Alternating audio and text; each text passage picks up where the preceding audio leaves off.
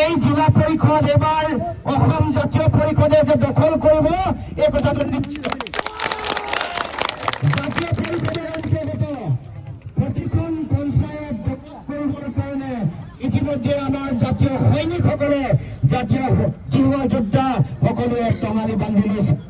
গতিকে অহা 4-5টা দিন আছে। এটা দিন সকলোৱে যাতে ৰাতিপুৱাৰ পৰা নিশালৈকে, নিশা দুপৰলৈকে যাতে সকলোৱে তাকৰি ঘূৰা দি ঘূৰে, যুদ্ধংগায়ীভাৱে যুঁজি যাতে আমাৰ আমি যি অধিকাৰৰ কাৰণে আমি যুঁজি আছো, সেই অধিকাৰৰ কাৰণে যুঁজি আমি যাতে পঞ্চায়ত দখল কৰিব পাৰো, তাৰ কাৰণে সকলোকে মই আহ্বান জনাইছো।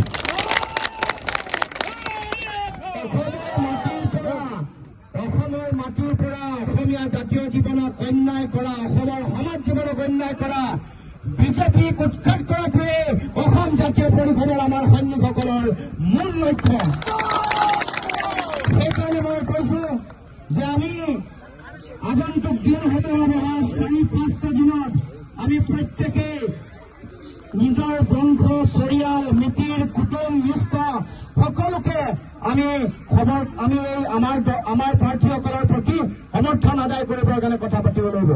আমাৰ ইয়াত উপস্থিত থকা মই জানো যে সকলো ৰাইজে আমাৰ হৈ ইতিমধ্যে প্ৰচাৰ কৰিছে, কিন্তু তাৰ লগে লগে যাতে এগৰাকী মানুহে 100-200 মানুহৰ ভোট যাতে সংগ্ৰহ কৰিব পাৰে, তাৰ কাৰণে আজিৰ দিনটোৰ পৰা লক্ষ্য লওক, আজিৰ দিনটোৰ পৰা ৰণকৌশল তৈয়াৰ কৰক, তাৰ কাৰণে মই আহ্বান জনাইছো।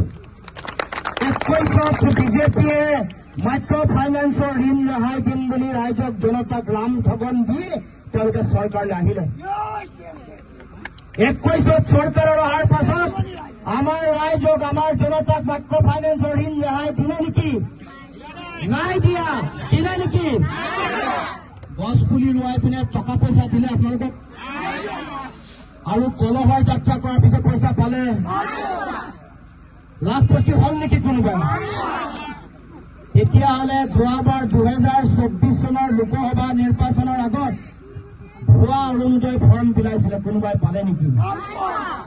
তেওঁলোকে দিয়াটো নাই, অন্যায় কৰি আহিছে, কিন্তু তাৰ লগে লগে ভুৱা মানুহৰ নামো ৱাৰ্ডে কাটিছে, হয়নে? বৃদ্ধ পেঞ্চন পোৱা, বিধৱা পেঞ্চন পোৱা মানুহৰ নাম কাটিছে।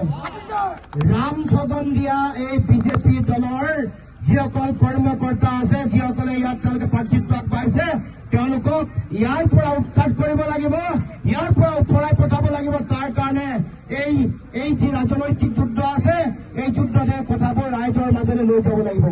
যোৱা 9 বছৰে আমাক এনেকৈ আঁচনি দিম বুলি, যোৱা 9 বছৰে তেওঁলোকে ঘৰ দিম বুলি, মাইক্ৰ ফাইনেন্সৰ ঋণ ৰেহাই দিম বুলি বাৰে ঠগ প্ৰবঞ্চনা কৰি আহিছে। যোৱা 9 বছৰ বিজেপিৰ শাসনৰ সময়ত ৰাইজক বিভিন্ন ধৰণে প্ৰতাৰণা কৰিলে, বিশ্বাসঘাতকতা কৰিলে, ৰাম ঠগন দিলে। এতিয়া হাতত অকল 9-10টা মাহ আছে। 10 মাহৰ পিছতে অসমৰ মাটিৰ পৰা বিজেপিৰ চৰকাৰক পুলিয়ে পোখাই উৎখাত কৰি ব্ৰহ্মপুত্ৰত দলিয়াই পেলাবৰ কাৰণে ইতিমধ্যে ৰাইজে সিদ্ধান্ত গ্ৰহণ কৰিছে। গতিকে এই 10টা মাহত তেওঁলোকে না আমাক কিবা দিব, না কিবা সহায় কৰিব। গতিকে যি ভয় ভাবুকি খুৱাই তেওঁলোকে আমাৰ মহিলাসকলক, আমাৰ ছাত্ৰ ছাত্ৰীসকলক, যুৱক যুৱতীসকলক ঘৰত বন্দী কৰি থব খুজিছে, সকলোকে ক'ব খুজিছো যে এই ৰাম ঠগন বাৰে খাই আহিছে। এইবাৰ পঞ্চায়ত নিৰ্বাচনতো আকৌ পুনৰ ৰাম ঠগন নাখাব।